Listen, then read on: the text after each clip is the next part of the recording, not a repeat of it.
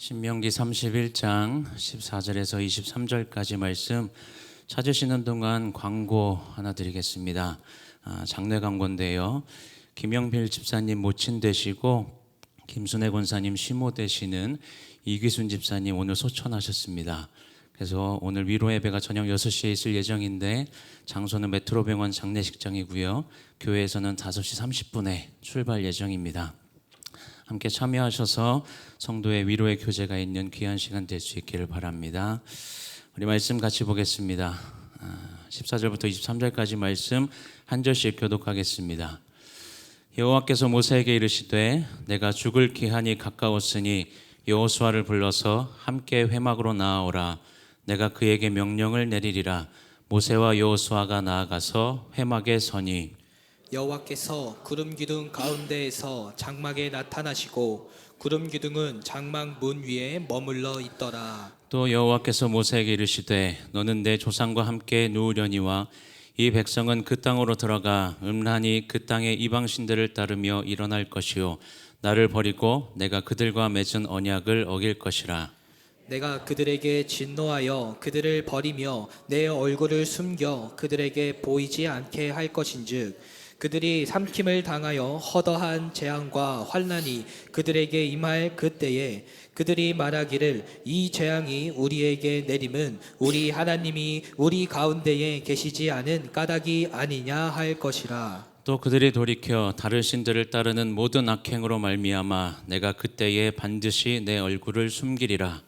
그러므로 이제 너희는 이 노래를 써서 이스라엘 자손들에게 가르쳐 그들의 입으로 부르게 하여 이 노래로 나를 위하여 이스라엘 자손들에게 증거가 되게 하라. 내가 그들의 조상들에게 맹세한 바 젖과 꿀이 흐르는 땅으로 그들을 인도하여 들인 후에 그들이 먹어 배부르고 살찌면 돌이켜 다른 신들을 섬기며 나를 멸시하여 내 언약을 어기리니 그들이 수많은 재앙과 환난을 당할 때에 그들의 자손이 부르기를 잊지 아니한 이 노래가 그들 앞에 증인처럼 되리라. 나는 내가 맹세한 땅으로 그들을 인도하여 드리기 전 오늘 나는 그들이 생각하는 바를 아노라. 그러므로 모세가 그날 이 노래를 써서 이스라엘 자손들에게 가르쳤더라. 여호와께서 또 눈의 아들 여호수아에게 명령하여 이르시되 너는 이스라엘 자손들을 인도하여 내가 그들에게 맹세한 땅으로 들어가게 하리니 강하고 담대하라.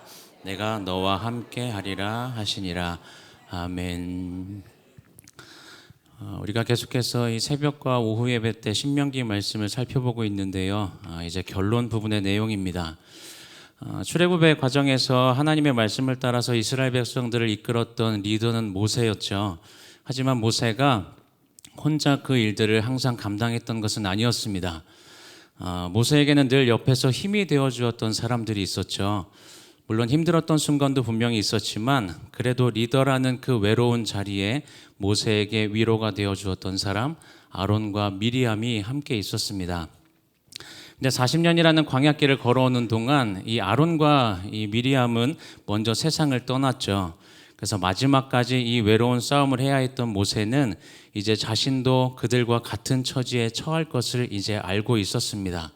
그래서 가나안 땅에 보이는 요단강 건너편에서 이스라엘 백성들에게 마지막으로 메시지를 전한 것이 이 신명기의 말씀이죠. 40년의 광야 생활 가운데 이제 애굽에서 나왔던 그 출애굽 1세대들이 다 죽고 이제 출애굽 2세대들이 가나안 땅으로 들어가기 위해서 이 모압 평지에 진을 치고 있을 때 모세가 가나안 땅이라는 그 새로운 환경에 들어갔을 때 출애굽 1세대들이 범했던 실수를 이 출애굽 2세대들이 범하지 않도록 이들이 하나님의 명령과 규례를 잘 지켜서 하나님께서 약속하신 그 복을 다 누리며 살아가기를 간절히 바라는 내용들로 이 말씀들을 기록하고 있습니다. 특별히 모세가 신명기 말씀을 통해서 이스라엘 백성들에게 강조한 내용의 그 핵심이 있다면 신명기 10장 12절과 13절이라고 말씀드릴 수가 있는데 우리 같이 한번 읽어볼까요? 이스라엘아 내 하나님 여호와께서 내게 요구하시는 것이 무엇이냐 곧 내 하나님 여호와를 경외하여 그의 모든 도를 행하고 그를 사랑하며 마음을 다하고 뜻을 다하여 내 하나님 여호와를 섬기고 내가 오늘 내 행복을 위하여 내게 명하는 여호와의 명령과 규례를 지킬 것이 아니냐. 모세는 지금 이스라엘 백성들에게 하나님께서 너에게 요구하는 게 무엇이냐라는 질문을 통해서 네 가지를 이야기하는데, 첫 번째가 내 하나님 여호와를 경외하는 것이고, 두 번째가 모든 도를 행하고 그를 사랑하는 것, 또 마음을 다하고 뜻을 다하여 여호와를 섬기는 것, 그리고 너의 행복을 위해서 명령한 명령과 규례를 다 지켜라라는 것이 신명기에 기록한 이 모세의 메시지의 핵심이라고 말씀드릴 수가 있습니다. 이러한 메시지를 전했던 모세가 이제 신명기의 결론 부분인 오늘 본문에 보면 이제 마지막으로 유언처럼 전하는 내용들이 기록이 되어 있는데, 우리가 읽진 않았지만 1절과 2절 말씀을 보면 이런 말씀이 기록되어 있습니다. 또 모세가 가서 온 이스라엘에게 이 말씀을 전하여 그들에게 이르되, 이제 내 나이 120세라 내가 더 이상 출입하지 못하겠고 여호와께서도 내게 이르시기를 너는 이 요단을 건너지 못하리라 하셨느니라 라고 이야기하죠. 지금 모세의 나이가 120세였고 그래서 더 이상 출입하지 못한다 이렇게 이야기하는 말을 문자적으로만 우리가 보면 모세가 이제 나이가 많고 그래서 이스라엘을 더 이상 이끌기에 좀 무리가 있는 것처럼 우리가 보여질 수 있지만, 2절의 이 말씀은 그런 의미라기보다는 신명기 34장 7절에 모세가 죽을 때 나이 120세였으나 근데 어때요? 그의 눈이 흐리지 아니하였고 기력이 쇠하지 아니하였더라라고 기록을 합니다. 물론 이 120세라는 나이가 적은 나이는 아니었지만 모세가 단순히 나이가 120세나 되었기 때문에 늙어서 더 이상 무엇을 못한다라는 그런 의미가 아니라는 거죠. 또 모세가 말한 더 이상 출입하지 못한다라는 이 출입이라는 말은 보통 전쟁에 출전할 때 이때의 상황들을 가리킬 때 사용하는 말이었는데, 모세의 말을 정리한다면 지금 움직이지 못할 정도로 모세가 쇠약해졌기 때문이 아니라 하나님께서 모세를 부르시고 감당하게 하셨던 그 역할이 여기까지라는 것이고 하나님께서 정하신 때가 됐기 때문에, 그래서 하나님께서 이스라엘을 맡기셨던 그 일들을 이제 내려놓을 때가 됐다라는 것을 의미합니다. 그리고 그것이 분명한 하나님의 뜻이라는 것을 보여주는 것이 하나님께서 자신에게 요단을 건너지 못할 것이다, 가나안 땅에 들어가지 못할 것이다 라고 말씀하셨다라는 걸 이야기하고 있는 거죠. 그래서 모세는 다시 한번 여호수아를 새로운 이스라엘의 지도자라는 것을 이스라엘 백성들에게 이야기하면서 이 민족들을 내 앞에서 멸하시고 내가 그 땅을 차지하게 될 것이다 라는 말을 이스라엘 백성들에게 전합니다. 그런데 모세가 이렇게 마지막 유언과도 같은 말들을 전하고 있을 때 하나님께서 모세에게 좀 이해할 수 없는 말씀을 하세요. 16절 말씀을 같이 한번 읽어볼까요? 또 여호와께서 모세에게 이르시되 너는 내 조상과 함께 누우려니와 이 백성은 그 땅으로 들어가 음란히 그 땅의 이방신들을 따르며 일어날 것이요 나를 버리고 내가 그들과 맺은 언약을 어길 것이라. 이 16절의 말씀을 잘 보시면 대비되는 두 상황이 있습니다. 먼저는 모세에게 너의 조상과 함께 누울 것이다 라고 말씀하죠. 여기서 눕다라는 그 말의 원어를 보면 잠을 자다라는 의미를 가진 단어로 기록이 되어 있어요. 그래서 모세에게 너의 조상과 함께 누울 것이다 라는 이 말씀은 비록 40년이라는 시간 동안 이스라엘 백성들을 이끌었지만 약속의 땅에는 들어가지 못하고 죽음을 맞이해야 하는 이 모세의 죽음이 인간적으로 바라봤을 때는 어때요? 뭔가 불쌍하고 이용당하다 버림받은 것 같고 억울하고 아쉬운 것처럼 보일지 모르지만, 그러나 모세의 죽음은 그런 죽음이 아니라는 거죠. 모세의 죽음을 잠을 자는 것으로 표현하시는데 성경의 다른 기록들을 보면 이 죽음을 잠깐 동안 잠을 자는 것과 같다고 표현하는 것들을 많이 볼 수가 있습니다. 또 바울이 죽음에 대해서 뭐라고 이야기해요? 몸을 떠나 주와 함께 있는 것, 이렇게 기록하는 것을 볼 수가 있죠. 이러한 말씀들로 비춰볼 때 모세가 지금 조상과 함께 눕는다는 것, 모세의 죽음을 잠자는 것으로 기록하고 있는 건 모세의 죽음이 눈앞에 보이는 이 약속의 땅, 그 가나안 땅에 들어가는 것과는 비교할 수 없는 기쁨과 평안과 영광과 안식이라는 것을 표현하고 있다라는 거죠. 그런데 이러한 모세와는 대조적으로 이제 약속의 땅이고 젖과 꿀이 흐르는 그 가나안 땅에 들어가서 그냥 그 땅을 정복하고 그 땅에 있는 모든 것들을 다 누리며 살아가는 그 복이 이스라엘 백성들의 눈앞에 펼쳐져 있는 것 같아 보였지만, 하나님은 이스라엘 백성들의 그 삶에서 이 약속의 땅에서 어떠한 삶을 살아가게 될 것이라고 말씀해요. 하나님께서 허락하신 땅에서 하나님의 백성으로 새로운 시작을 할 수 있었지만, 그러나 오히려 하나님의 백성으로 살아갈 그 기회를 버리고 하나님의 말씀에 불순종하고, 그것도 하나님께서 가장 싫어하시는 우상 숭배의 죄를 짓게 될 것을 말씀하시면서 이 이스라엘 백성들이 나를 버리고 하나님 나와 맺은 그 언약을 어길 것이다 라고 말씀하신다는 겁니다. 이뿐 아니라 그러한 이스라엘의 범죄한 삶의 그 결과에 대해서도 17절과 18절에 기록하는데, 이 내용이 무슨 내용인가 하면, 이스라엘 백성들이 우상을 섬기고 하나님을 버리고 하나님의 그 언약을 다 어겼을 때 하나님께서 진노하셔서 이스라엘을 떠나시고 얼굴을 숨기실 거다. 그러면 이스라엘을 멸망하게 될 거고 많은 재앙과 환란이 그들 가운데 일어날 텐데, 그때도 이스라엘은 자신의 죄를 깨닫지 못하고 그 재앙과 환란의 원인을 하나님께로 돌리는 어리석은 행동을 그들이 하게 될 것이다 라고 이야기하십니다. 여러분, 이러한 하나님의 말씀을 듣고 있는 이 모세의 입장에서 이 말씀을 들었을 때 무슨 생각이 들었을까요? 이제 약속의 땅에 들어가기만 하면 되는 상황인데, 새벽에도 이제 말씀 보면서 본 내용이지만 27장, 28장 이 내용만 봐도 축복의 말씀보다는 오히려 5배나 더 많은 저주의 말씀들을 하나님께서 하셨잖아요. 더욱이 오늘 본문의 말씀에서는 이젠 정말 이스라엘의 리더십이 바뀌고 바뀐 상황에 그 땅에 들어가야 되는 상황인데, 그래서 하나님께서 이스라엘 백성들에게 너희들이 가나안 땅에 들어가서 말씀 잘 지켜서 잘 듣고 잘 지켜서 행하면 놀라운 축복을 누리면서 살아가게 될 거야 라는 굉장히 긍정적이고 좋은 말씀만 해주셨으면 참 좋았을 텐데, 그래서 이스라엘 백성들이 굉장히 가나안 땅에 대한 기대감을 가지고 그 땅에 들어가게 하셨으면 참 좋을 텐데, 하나님은 어떻게 말씀하세요? 오히려 반대로 굉장히 악담하시는 것 같고 부정적으로 저주의 말씀을 하고 계신다라는 거죠. 여러분, 모세가 이 하나님의 말씀을 들으면서 하나님 설마 그런 일이 생기겠습니까? 라는 생각을 했을까요? 아니면 나의 역할은 여기까지인데 이제 이 이스라엘 백성들은 어떻게 해야 할까? 이런 생각들을 했을까요? 40년 동안 이스라엘 백성들이 이끌어왔던 모세 입장에서 보면 설마라는 생각보다는 어떻게 하지? 라는 생각이 더 들었을 거예요. 왜요?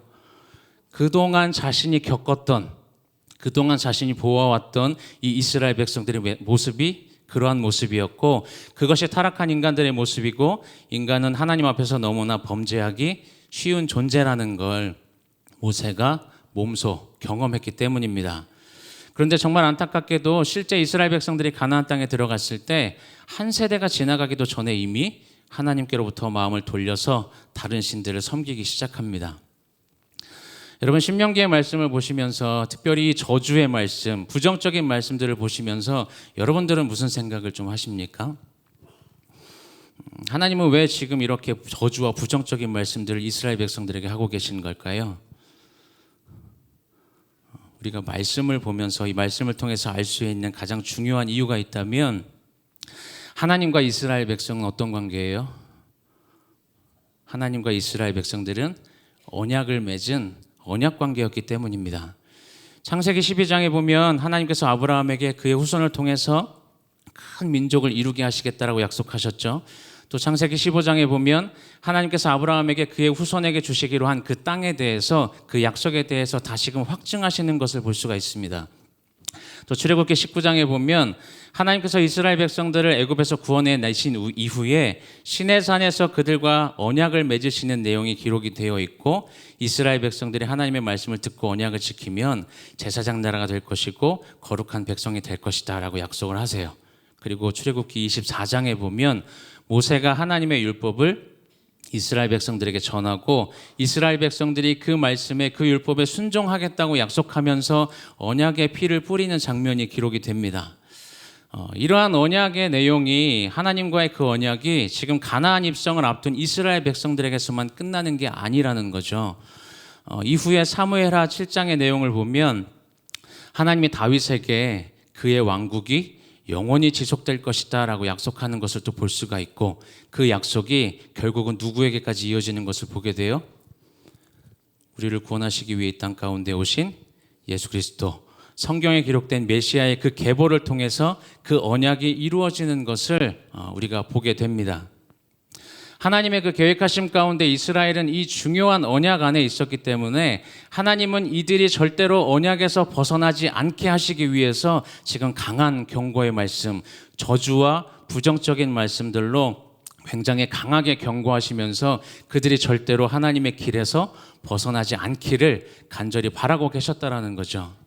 그런 상황에 오늘 본문 19절 말씀을 보면 하나님께서 한 가지를 명령하십니다. 19절 말씀 같이 읽어볼까요? 그러므로 이제 너희는 이 노래를 써서 이스라엘 자손들에게 가르쳐 그들의 입으로 부르게 하여 이 노래로 나를 위하여 이스라엘 자손들에게 증거가 되게 하라. 여러분, 글로 외우는 게 쉬우십니까? 노래로 외우시는 게 쉽습니까? 네, 너무나 뻔한 지금 질문을 드렸죠. 노래는 글보다 더 쉽게 외워지는 게 사실입니다. 그리고 그냥 글을 읽는 것보다 노래에 담긴 그 가사를 들었을 때 뭔가 더 감동이 오는 게 사실이에요. 또 세월이 지나도 그때 그 시절의 노래를 들으면 어때요? 노래만 생각나는 게 아니라 그때 그 시절의 기억들이 막 새록새록 떠오르잖아요. 여러분, 찬양도 마찬가지입니다. 특별히 찬양을 통해서 우리가 위로를 받는 경우가 굉장히 많잖아요. 우리의 삶 가운데 일하시는 하나님을 고백할 때가 많고, 제가 수원에서 잠깐 사역을 할 때 이제 청년들을 데리고 대만으로 단기 선교를 간 적이 있었는데, 그때 시기가 이제 중국에서 사역하시는 선교사님들이 굉장히 많이 추방당하셔가지고 중국에서 사역하시던 분들이 이제 많이 이제 나오실 때 대만으로 오셨던 분들이 좀 계셨어요. 그래서 단기 선교를 갔을 때 현지 선교사님 그리고 단기 선교팀 이제 여러 사역을 할 때 그렇게 대만으로 오셨던 분들 중에 두 분의 선교사님이 이제 함께 저희와 이제 협력해서 사역을 했었습니다. 하루는 그 이제 선교사님들과 선교팀 이렇게 모여서 저녁 식사를 하면서 그분들이 이제 사역하셨던 이야기들도 듣고 선교사님들을 위해서 같이 이제 기도하고 뭐 축복하는 이런 시간들이 있었는데 그때 찬양을 하나 불렀었어요. 그때 찬양 불렀던 그 찬양이 이제 아실 수도 있고 모르실 수도 있는데 선교사라는 찬양이었습니다. 이 선교사의 그 찬양의 가사가 뭐냐면 이런 가사예요. 아픔 많은 세상에 주의 복음 들고 부르심 따라갑니다. 슬픔과 고통이 가득한 이 땅에 눈물을 닦아주려. 어쩌면 내 삶을 전혀 돌볼 수 없을지 모르겠지만 나를 보내시고 무너진 그 땅에 내 생명 묻으소서. 주님의 나라가 세워지는 것이 나의 평생 소원. 주님의 교회가 이곳에 세워짐이 마지막 호흡이 끝날 때까지 나는 나아가리. 그날에 그토록 보고픈 주 얼굴 보리라는 가사의 찬양이었습니다. 이 찬양을 이제 선교사님들에게 같이 이렇게 부를 때 선교사님이 눈물을 가장 많이 흘리셨던 부분이 어디 부분이냐면 어쩌면 내 삶을 전혀 돌볼 수 없을지 모르겠지만 나를 보내시고 무너진 그 땅에 내 생명을 묻으소서 이렇게 찬양할 때 굉장히 많이 울컥하셨어요. 현지 선교사님이 그때 무슨 말씀을 하셨냐면 선교사의 삶은 그 땅에서 영원한 이방인이다. 무던히 노력해도 그들과 함께 섞일 수 없는, 그래서 굉장히 외롭고 그래서 때때로 지치는 이게 선교사의 삶이다라는 이야기를 하셨는데 그때 그 말씀을 들었을 때 이 영원한 이방인이다라는 말이 굉장히 오랫동안 기억에 남았던 상황이었습니다. 근데 그럼에도 불구하고 이 선교사님이 주님께서 보내신 그곳에 주님의 교회가 세워지기를 소망하면서 생명이 다하는 그날까지 그 사명을 감당하시겠다라고 고백하시는 걸 들으면서 함께 또 기도하고 또 도전받고 위로받는 시간들이 있었습니다. 여러분들의 삶 속에서도 지금 나에게 굉장히 위로가 되고 또 나에게 굉장히 도전이 되는 그런 찬양들이 있지 않으십니까? 그래서 그 찬양을 우리가 고백할 때 그 찬양을 고백한 대로 우리가 우리의 삶을 살아내려고 결단하는 것, 결단하면서 살아내려고 노력하는 그것이 찬양의 힘이라고 말씀드릴 수가 있는데 하나님께서 지금 이스라엘 백성들에게 그렇게 하라고 명령하시는 거예요. 노래를 만들어서 이스라엘 백성들이 세대를 뛰어넘어서 하나님의 말씀을 늘 기억하기를 원하셨습니다. 그런데 20절, 21절 말씀을 보면 또 우리가 의아한 그 말씀들이 기록이 되어 있어요. 같이 읽어볼까요? 내가 그들의 조상들에게 맹세한 바 젖과 꿀이 흐르는 땅으로 그들을 인도하여 드린 후에 그들이 먹어 배부르고 살찌면 돌이켜 다른 신들을 섬기며 나를 멸시하여 내 언약을 어기리니 그들이 수많은 재앙과 환난을 당할 때에 그들의 자손이 부르기를 잊지 아니한 이 노래가 그들 앞에 증인처럼 되리라. 나는 내가 맹세한 땅으로 그들을 인도하여 드리기 전 오늘 나는 그들이 생각하는 바를 아노라. 우리가 생각하기에는 미리 경고의 말씀들을 하시면서 이제 들어가기 전이었잖아요. 미리 경고의 말씀들을 하시면서 노래를 만들어서 부르라고 하시고 또 22절 보면 정말 모세가 노래를 만들어서 이스라엘 자손들에게 가르치고 부르게 합니다. 모세가 만들어서 부르게 한 이 노래가 우리가 생각할 때는 이스라엘 백성들이 죄악에 빠지는 것을 방지하기 위해서 만들어서 부르게 하신 게 아닌가라는 생각들을 하게 하지만 기록된 말씀을 보면 하나님은 이스라엘 백성들이 다른 신을 섬기며 나를 멸시하여 내 언약을 어길 것이다 라고 말씀하시고 그래서 수많은 재앙과 환난을 당할 건데 그때 이들이 부른 이 노래가 증인처럼 될 것이다 라고 말씀한다는 겁니다. 이 말씀은 이스라엘 백성들이 가나안 땅에 들어갔을 때 결국에는 이들이 죄악에 빠지도록 뭔가 예정되어 있다라고 말씀하는 게 아니라 이 말씀은 최초의 인간이었던 아담이 타락한 이후에 모든 인간이 가질 수밖에 없는 그 죄의 성향에 대해서 말씀하고 계신 거죠. 그래서 21절 마지막에 나는 그들이 생각하는 바를 안다라고 말씀하신 겁니다. 그래서 연약한 이스라엘 백성들이 한순간 하나님을 등지고 우상을 섬기면서 하나님과의 그 언약을 어겼을 때 견고한 그 수많은 재앙과 저주들을 당하게 될 것이지만 그러한 때에도 하나님은 그들을 버리지 않으시고 이 노래를 통해서 하나님의 말씀을 기억하고 회개하고 다시금 그 시선을 하나님께로 돌릴 수 있도록 지금 은혜를 베풀어 주신 거라는 거죠. 19절 말씀을 다시 한번 읽어보면 그러므로 이제 너희는 이 노래를 써서 이스라엘 자손들에게 가르쳐 그들의 입으로 부르게 하여 이 노래로 나를 위하여 이스라엘 자손들에게 증거가 되게 하라. 우리말 성경에는 번역되어 있지 않지만 원어를 보면 이 말씀 가운데는 너희를 위하여라는 문구도 포함이 되어 있습니다. 그래서 이 노래를 너희를 위해서 써서 가르쳐 부르게 하고 또 이 노래를 나를 위하여 증거가 되게 하라라고 기록을 해요. 그래서 너희를 위하여 이스라엘 백성들을 위하여서는 하나님이 어떠한 분이시고 이스라엘 가운데 어떠한 일을 행하셨는지에 대해서 이 노래를 통해서 그들이 알고 깨달을 수 있도록 가르치라는 뜻이고 나를 위하여 하나님을 위하여라는 이 말은 이 노래가 이스라엘 자손 가운데 하나님이 어떠한 분이신가를 드러내고 기억하게 하는 증거가 되게 하라고 말씀하고 있는 겁니다. 여러분들은 지금 여러분들의 삶 속에 어떠한 노래를 부르고 계십니까? 나를 위해서 그리고 하나님을 위해서 어떠한 노래를 부르며 살아가고 있는지 우리의 삶을 좀 돌아보시면 좋겠습니다. 여러분 우리는 스스로 벗어날 수 없는 죄의 성향을 가지고 사는 사람들이죠. 그래서 우리는 언제든 방심하면 한순간 하나님을 향한 시선을 세상으로 돌릴 수 있는 존재라는 겁니다. 여러분 혹시 우리의 시야에 하나님이 계신 것을 우리의 시선이 하나님을 향해 있다고 오해하는 삶을 살아가고 계시지 않습니까? 쉽게 말씀드리면 여러분들 지금 제 얼굴 바라보고 계시잖아요. 여러분들이 지금 저의 얼굴에 시선을 맞추고 계셔도 제 얼굴만 보이십니까? 시선은 얼굴을 맞추고 있어도 이 주변에 많은 것들이 눈에 들어오는 시야에 들어오는 것들이 있죠. 제 얼굴에 시선을 맞춰도 마이크가 눈에 들어올 거고 보면대도 보일 거고 뭐 스피커도 있고 좀 뒤쪽에 계신 분들은 샬롬 찬양대도 보이실 텐데 여러분들이 지금 제 얼굴에 그렇게 시선을 이렇게 맞추고 계셔도 시야에 보이는 그것들을 우리가 마치 시선을 맞추고 있는 것처럼 착각하며 살아갈 때가 있다라는 거죠. 시야 안에 있는 것이 마치 우리가 시선을 향해 있는 것처럼 오해하며 살아갈 때가 많은 것이 우리들의 삶인데 그러한 때에 우리에게 필요한 것이 하나님께서 내 삶 가운데 어떠한 일을 행하셨는지를 분명하게 기억하게 하는 그 안전장치가 우리에게 필요하다는 것입니다.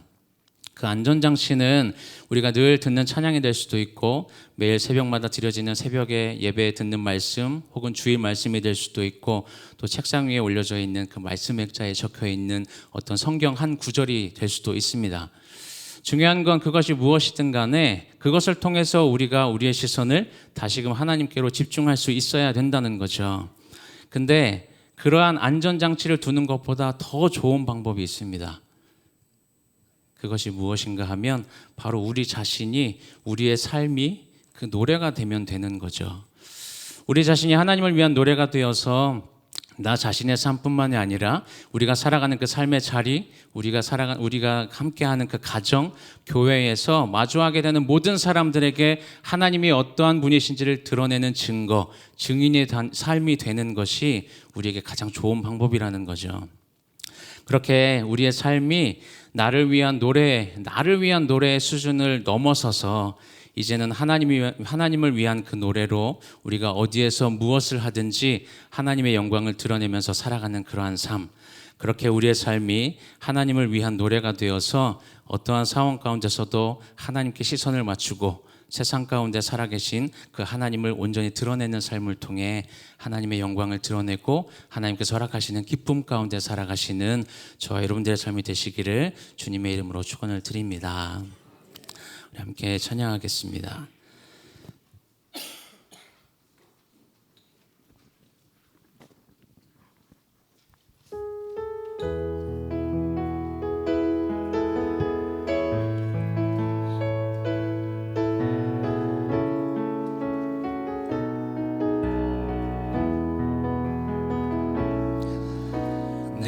내게로부터 눈을 들어 주를 보기 시작할 때 주의 일을 보겠네. 내 작은 마음 돌이키사 하늘에 꿈꾸게 하네. 주님을 볼 때 성령이 나를 변화시켜 성령이 나를 변화시켜 모든 두려움 사라질 때 주의 일을 보겠네. 황폐한 땅 한가운데서 주님 마음 알게 되니 주님을 볼 때 모든 시선을 주님께 드리고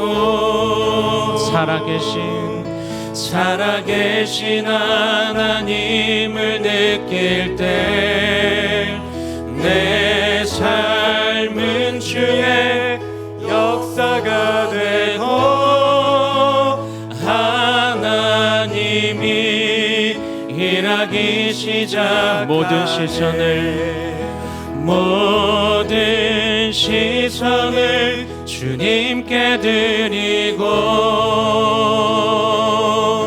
전능하신 하나님을 느낄 때 세상은 주의 나라가 되고 하나님이 일하기 시작하네. 지금 말씀을 생각하며 함께 기도하기를 원합니다. 하나님, 우리는 우리 스스로 벗어날 수 없는 죄의 성향을 가지고 살아가는 사람들임을 하나님 이 시간 기억하게 하여 주옵소서. 우리가 방심하면 한순간 하나님을 향한 그 시선을 세상으로 돌릴 수 있는, 하나님을 등지고 살아갈 수 있는 것이 우리들의 삶인 것을 다시금 고백합니다. 하나님, 그러한 삶 가운데 하나님 우리를 너무나 사랑하셔서 우리의 삶 가운데 참 많은 안전장치를 우리에게 허락하셨는데 하나님, 이제는 그런 것들을 의지하는 것이 아니라 하나님 우리의 삶이 정말 주님을 향한 그 노래가 될 수 있도록 주님 인도하여 주셔서 우리의 삶의 그 노래를 통하여 우리의 삶 가운데 마주하는 모든 상황들 가운데 모든 사람들에게 하나님이 어떠한 분이신지를 온전히 드러낼 수 있는 증인의 삶을 살아가는 귀한 삶을 살아갈 수 있도록 주님 인도하여 주옵소서. 시간 함께 말씀을 생각하며 함께 기도하겠습니다. 사랑해 주님 감사합니다. 하나님 여전히 우리는 죄의 습성을 가지고 살아가는 연약한 존재임을 고백합니다. 스스로 벗어날 수 없는 그 죄의 성향을 가지고 살아가는 연약한 존재임을 하나님 주님 앞에 고백하며 나아갑니다. 하나님 정말 우리가 언제든 방심하면 정말 한순간 하나님을 향한 우리의 시선을 세상을 향해 돌릴 수밖에 없고 하나님을 떠나 살아갈 수밖에 없는 것이 하나님 우리들의 삶인 것을 다시 한번 고백합니다. 하나님 그러한 우리들을 붙들어 주시고 하나님 우리를 불쌍히 여겨 주옵소서. 하나님 그러한 우리들을 위해 참 많은 안전장치들 우리에게 허락하셨는데 하나님 정말 우리가 매일 하나님 주님을 찬양하게 하시고 하나님 우리를 향한 그 말씀을 듣고 말씀을 묵상하며 하나님 말씀 가운데 하나님의 뜻을 깨닫고 살아가게 하시니 감사를 드립니다. 그러나 하나님 그보다 더 하나님 아버지 우리가 하나님 정말 우리의 삶이 우리 자신이 하나님을 향한 노래가 되게 하여 주옵소서. 하나님을 향한 노래가 되어서 우리 자신의 삶뿐만 아니라 하나님 우리가 살아가는 그 삶의 모든 자리에서 우리의 가정과 또 우리 교회에서 마주하게 되는 하나님 모든 상황들과 그 사람들에게 하나님이 어떠한 분이신지를 온전히 드러낼 수 있는 삶을 살아가게 하여 주옵소서. 하나님이 어떠한 분이신지 드러내는 증인의 삶을 살아갈 수 있는 우리들의 삶이 될 수 있도록 좀 인도하여 주옵소서. 그래서 하나님 이제는 하나님 나를 위한 삶의 그 수준에서 넘어서서 하나님을 위한 삶을 살아가게 하시고 영광되는 삶을 살 수 있도록 인도하여 주시옵소서.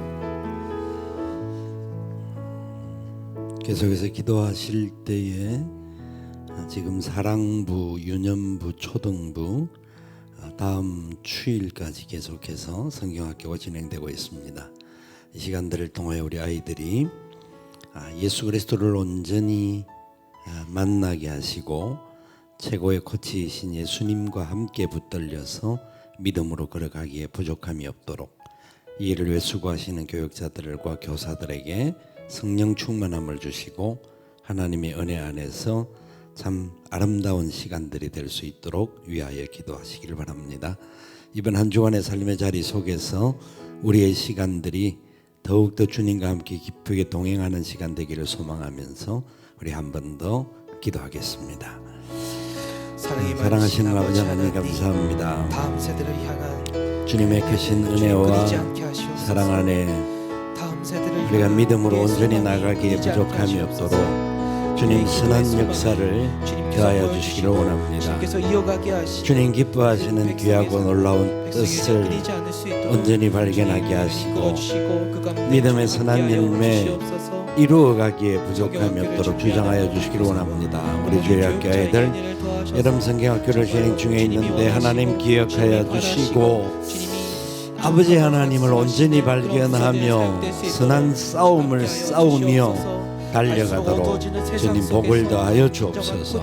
수고하는 교육자들과 우리 모든 교사들에게 힘을 더하시고 은혜의 역사 나타나게 도와주옵소서. 이 한 주간 우리가 살아가는 시간들을 주님 기억하시고 주님 보시기에도 합당하고 아름다운 시간이 되도록 주님 역사하여 주시옵소서. 함께 하실 주님을 찬양합니다. 다스리시고 인도하여 주옵소서. 살아계신 아버지 하나님, 우리의 시간들 속에 역사하시는 하나님의 놀라운 역사들을 느끼게 하시고 보게 하시고 그것을 통하여서 하나님의 영광이 나타나도록 복을 더하여 주옵소서. 우리의 연약함과 또한 우리의 너무나 하나님보다 앞서는 우리의 어떤 교만함들이 하나님의 뜻을 망치지 않도록 주님 축복하여 주옵소서. 이 한 주간 삶의 자리 속에서 하나님 바라보게 하시고 그 손에 붙들리게 하시고 주님 영광 중에 달려가서 참으로 하나님이 나와 함께 하셨다 고백하고 간증하는 한 주간 되게 하여 주옵소서. 주님께 모든 것 맡깁니다. 인도하여 주옵소서. 지금은 우리 구주 예수님의 크신 은혜와 하나님 아버지의 무한하옵신 사랑하심과 성령님의 교통 위로 인도 충만하옵신 역사가 하나님의 크신 은혜의 뜻을 발견하고 믿음으로 하나님을 향한 찬양이 되기를 소망하는 주의 사랑하는 백성들의 머리 위에와 저들의 가정들과 기도의 제목들과 산업들 위에와 하나님의 몸된 교회와 이 나라의 민족과 열방들 위에 지금부터 영원토록 함께 있을지어다. 아멘.